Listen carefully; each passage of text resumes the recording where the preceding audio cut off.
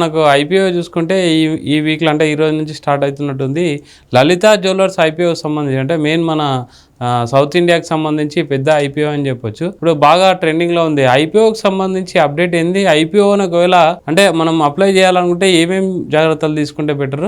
లలిత jewellers సంబంధించి IPO apply చేయొచ్చా? IPO లలిత jeweller మనకు అందరికీ తెలిసిందండి. దక్షిణ భారతదేశంలో చాలా ప్రసిద్ధి చెందింది. కిరణ్ కుమార్ పేరు మీద బాగా డబ్బులు ఎవరికి దొరికారు ఆ డైలాగ్ గుర్తుంది కదా, దాని మీద బాగా ఫేమస్ అయినది. అసలు పేరు అమర్నాథ్ రెడ్డి సార్ పేరు. దక్షిణ భారతదేశంలో అత్యంత ప్రాచుర్యం పొందిన మన నగల షాప్ అది. అయితే ఇప్పుడు ఐపీఓ వస్తుంది, నిన్నటి నుంచే స్టార్ట్ అయిందండి అది ఐపీఓ. నిన్న ఈ రోజు రేపు last. Already three times subscription అయింది. అంటే ఒక దానికి 3 పోటీ పడుతున్నట్టు.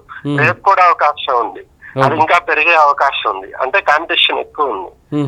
సో ఐపీఓ ఓవరాల్ గా అయితే సక్సెస్ అవుతుంది. మీరు పార్టిసిపేట్ చేయాలంటే అప్లై చేసుకోండి. మీకు ఫస్ట్ రోజే మినిమం 15 to 20% రిటర్న్స్ కూడా వచ్చే అవకాశం ఉంది. అంటే దానికి ఫండమెంటల్గా కానీ అంటే డెప్త్ విషయంలో కానీ పీరియడ్స్ ఏ విధంగా అంటే ఓవరాల్గా కంపెనీ ఫండమెంటల్ స్ట్రాంగ్ ఉందని చెప్పొచ్చా? లాస్ట్ క్వార్టర్ 1000 కోట్ల ప్రాఫిట్ లో ఇచ్చారండి వాళ్ళు. ఫైనాన్షియల్ రిజల్ట్ లో 1000 కోట్ల ప్రాఫిట్ ఇచ్చారు. ఇప్పుడు వచ్చే అమౌంట్ 17,000 కోట్లు వాళ్ళు ఐపీఓ కలెక్టింగ్ లో పెట్టుకున్నారు. అలా వచ్చే మేజర్ అమౌంట్ కూడా దక్షిణ భారతదేశంలో ఇంకా 10 స్టోర్లు ఓపెన్ చేయడానికి వాళ్ళు యూజ్ చేస్తారని ప్రకటించారు అనమాట. ఓవరాల్ గా అయితే లలిత జ్యువెలర్స్ సంబంధించి అయితే మంచి అంటే అప్లై చేయొచ్చు.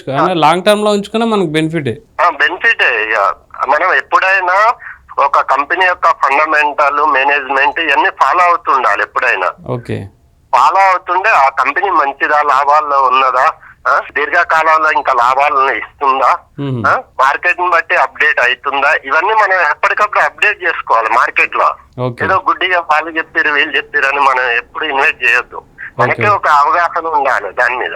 లలిత జ్యువెలర్స్ ఫండమెంటల్ గా మంచిది, బిజినెస్ పరంగా మంచిది, చాలా బాగుంటది. థ్యాంక్ యూ అండి నరేష్ గారు. సో ఓవరాల్గా అంటే నరేష్ గారు చెప్పినట్టు ఐపీఓకి సంబంధించి అయితే అప్లై చేయొచ్చు అని చెప్తున్నారు. అయినా సరే ఓన్ స్టడీ ఉండాలి. వీళ్ళు చెప్పడం కానీ సోషల్ మీడియాలో కానీ చెప్పింది వినకుండా ఐపీఓకి సంబంధించి అప్డేట్ మాత్రం కంప్లీట్ తీసుకొని స్టడీ చేసి అప్లై చేయాలా లేదా అని మీరు డిసైడ్ చేసుకోండి అని నరేష్ గారు సలహా ఇస్తున్నారు. కీప్ వాచింగ్ పల్లవి పైసా.